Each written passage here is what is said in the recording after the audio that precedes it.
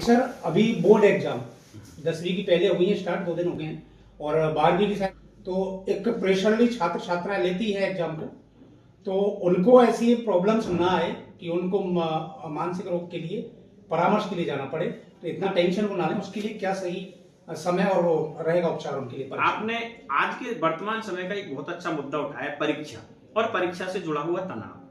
आज के समय में हम सभी मानते हैं कि परीक्षा जो है और परीक्षा का डर जो है विद्यार्थियों के साथ साथ अभिभावकों के अंदर भी बहुत ज्यादा एक डर रहता है कि हमारा जो बच्चा है उसके कितने अंक आएंगे, उसके कितनी परसेंटेज बनेंगे, क्योंकि आज का समय जो प्रतिस्पर्धा का समय है, कोचिंग का समय है और बच्चे बहुत ज्यादा पढ़ते भी हैं, तो कहीं ना कहीं हमारे दिमाग के अंदर परीक्षा का परिणाम ओरिएंटेड है। हम सोचते हैं हमारे बच्चे के कितने नंबर आएंगे, लेकिन ये एक बहुत बहुत गलत बात है, क्योंकि परीक्षा को सिर्फ परीक्षा मानना है। परीक्षा जिंदगी का भाग है, ना कि जिंदगी है।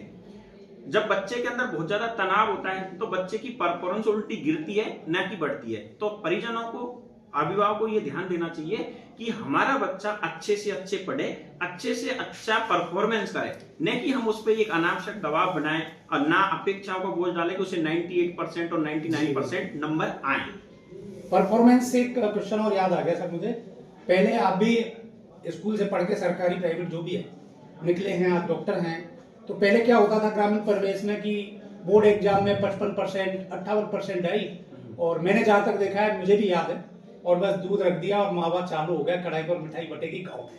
आज 98% तक आ रहा है, लेकिन छात्र छात्रा फिर भी मायूस है कि मेरी पढ़ाई के अनुरूप नहीं आए, कम आए। ये क्या रीजन रहा है इस समय में बदलाव? सर आज का जो वर्तमान समय में है, हमने हमारी परीक्षा को व्यवसाय से जोड़ दिया है। पहले, आज से 15 साल पहले की हम बात करें तो हम जो परीक्षा देते थे, हम पढ़ाई करते थे, वो एक ऐसे माहौल में पढ़ते थे कि हमें अपेक्षाओं का बोझ ज्यादा नहीं रहता था, ना हमारे परिजन हम पे बहुत ज्यादा दबाव डालते थे, ना हमारे पास कोई कोचिंग इंडस्ट्री थी, ना या कोई ऐसी चीज नहीं थी। लेकिन आज का समय बिल्कुल कंपटीशन का समय। पहले हम बात करते थे कि फर्स्ट डिवीजन कितना, फर्स्ट डिवीजन और सेकंड डिवीजन, थर्ड डिवीजन। आपने भी देखा होगा, सब देखते हैं कि पहले जब रिजल्ट आता था तो फर्स्ट डिवीजन का कॉलम सबसे छोटा होता था, सेकंड डिवीजन और थर्ड डिवीजन का कॉलम सबसे बड़ा होता था। लेकिन आज का समय आप देखेंगे तो आपके फर्स्ट डिवीजन की तो बात ही छोड़िए, आज का सबसे बड़ा कॉलम होता है कि 90% से ऊपर कितने लोग हैं। समय क्या आ गया कि 98.1% किसकी है और 98.2 किसकी है जी। परिजनों का भी क्या मानना है? परिजनों का भी ये मानना है कि मेरे बेटे के 98.5 नंबर आए हैं। ये वो परिजन अच्छा नहीं मान रहे। परिजन क्या तुलना कर रहे हैं कि मेरे पास वाले पड़ोसी के बच्चे के 98.6% नंबर आए, मतलब मेरे बच्चे ने परफॉर्मेंस कम दी है। जबकि आवश्यकता इस बात की है कि हमें हमारे जो बच्चे हैं इनको प्रोत्साहित करना है, हमें उनको जिंदगी सिखानी है, पर्सनल डेवलपमेंट कराना है, न कि कोई कंपटीटर बनाना है।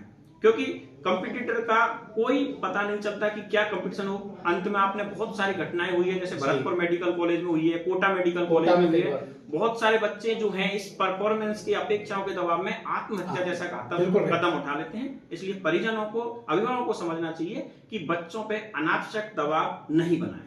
कहीं ना कहीं परफॉर्मेंस जो दबाव बनाते हैं, ये भी एक बच्चों में मानसिक जो रोग का भी कारण बन सकता है। हाँ, बहुत सारे बच्चे, हमारे पास भी बहुत सारे बच्चे आते हैं परीक्षा के पहले, परीक्षा के बाद में, सर मुझे नींद नहीं आ रही है, मुझे घबराहट आ रही है, मुझे बहुत बुरे बुरे सपने आते हैं। कुछ बच्चे तो ऐसे भी आते हैं कि सर मुझे आत्महत्या के विचार आते हैं, मैं 98% नंबर नहीं ला पाया तो मेरे मम्मी पापा पता नहीं क्या सोचेंगे, उनकी इज्जत गिर जाएगी, तो मेरा मरने का विचार आता है। तो ये मरने के विचार आना, ये शुरुआती मानसिक रोग के लक्षण होते हैं। परिजनों को इन लक्षणों को पहचानना है, परिजनों को इनकी काउंसलिंग करनी है, परिजन उस तुरंत प्रभाव से परिजन उनको समझाएं। सबसे जरूरी बात है, बच्चे की मन की बातें आपको जाननी है, पहचाननी है। अगर आवश्यकता है तो आप नजदीकी मनोचिकित्सक को सलाह ले सकते हैं।